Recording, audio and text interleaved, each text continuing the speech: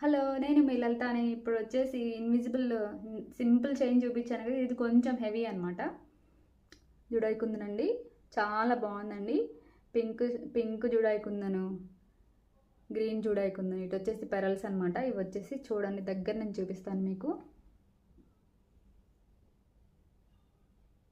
చూసారా, భలే ఉందండి అసలు ఈ మోడల్ అయితే. నాకైతే భలే నచ్చింది. కింద వచ్చేసి ఫ్లవర్ డిజైన్ అనమాట.